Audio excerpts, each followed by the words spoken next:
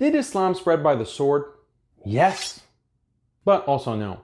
Islam spread across the globe through many means, including trade, diplomacy, proselytization, and yes, military conquest, or what's known as Jihad at-Talab, or offensive jihad. The largest expansion of the Islamic Empire happened within 100 years of the Prophet Muhammad's life, peace be upon him, as well as the rule of the righteous caliphs. But unlike the military conquest of other religions like Hinduism and Christianity, the Islamic conquerors did not force the conquered people to convert to Islam. Rather, they were known as Ahlul Dhimma, or Dhimmis, which means the protected people. They did not have to convert at the point of a sword. We can save the whole Dhimmi question for another video, but the point is that yes, Islam spread by military conquest, and jihad is not only defensive, it can be offensive as well. But isn't this completely immoral? Isn't this completely barbaric and contrary to religious freedom? Let me ask you a question. Do you agree with the Geneva Conventions?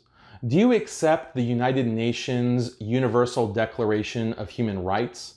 Do you accept the idea that international bodies have the right to enforce certain standards of justice across the entire globe? If you said yes, then you're not really a believer in religious freedom. You might think that you are, but it's only because when you hear the word religion, you think of things like Christianity or Judaism or Islam or Hinduism or Buddhism. But why don't we think of religion in more broad terms? Because at the end of the day, isn't religion just a set of values and a set of beliefs about the nature of the world, about good and evil, about the human condition? If we define religion in that very broad way, then things like the Geneva Conventions or the Declaration of Human Rights or these different international standards can be considered to constitute or represent a type of religion by another name. For the sake of clarity, why don't we put a name to this modern religion that is represented by the UN's Declaration of Human Rights, the Geneva Conventions, and all these modern secular standards that are being imposed across the globe? Why don't we call this religion first worldism? And I think that that's an apt name because the first world often thinks of itself as better, more enlightened, more civilized, with the burden of civilizing and developing the rest of the world through these values and these standards of right and wrong and justice. Let's call this first worldism. Remember a few seconds back when you might have said that you accept the Geneva Conventions and the Universal Declaration of Human Rights and all of that? Well, that means that you're an adherent and a believer in first worldism. And not only are you a believer in this religion, but you also think that this religion should be spread by the sword. How else can the UN ensure that countries abide by these regulations, if not through force? To enforce the law, by definition, requires force. First worldians have a very specific way of spreading their religion across the world. Sometimes it's through what the priests of first worldism call diplomatic sanctions. This is basically where they starve the disbelieving nations economically, depriving them of food and medicine, creating all of this suffering until the disbelievers submit. If starvation doesn't get the disbelievers to submit, then the high priests, the mullahs of first worldism, call for more extreme measures. This, in their language, is called military intervention. This is the holy war of first worldism. Whatever language you want to use, at the end of the day, the disbelievers in first worldism will submit, either willingly or by the sword. This is exactly why the religion of first worldism dominates the globe. It's through an iron fist that keeps everyone in line. The gospel of first worldism reaches every corner of the globe through media, music, movies, books. First worldism also has missionaries. They're called NGOs that go to all the different countries that need to be enlightened by first worldian ideology. All universities pretty much have first worldism as their official religion. But despite all of this control and all of this power, the most powerful thing about first worldism is that it's convinced the entire world that it doesn't even exist.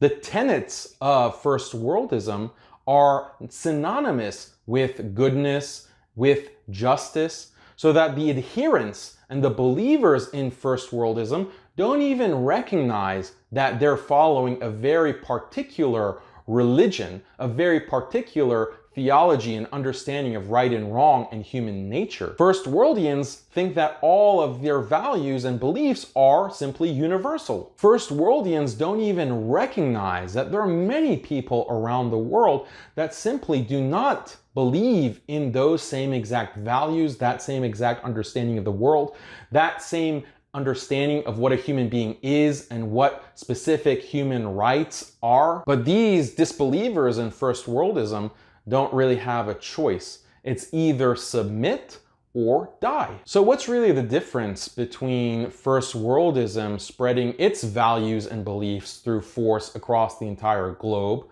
versus Islam doing it? The first worldians don't really disagree with the idea of spreading regulations and spreading laws through force. The disagreement is just with Islam being spread in this way. This is just a case of good for me, not for thee hypocrisy. The high priests of first worldism have just tricked people into thinking that what they do in spreading their values is not by force, but what Islam does is spreading values through force. But really, it's kind of the same thing. The only difference is that first worldians want to think that their religion and their Sharia is the epitome of truth and justice, when in reality, Muslims know that their religion is the epitome of truth and justice. I'm not really going to be able to prove in this 5-minute video that Islam is the epitome of truth and justice, but that's not really the point of this video.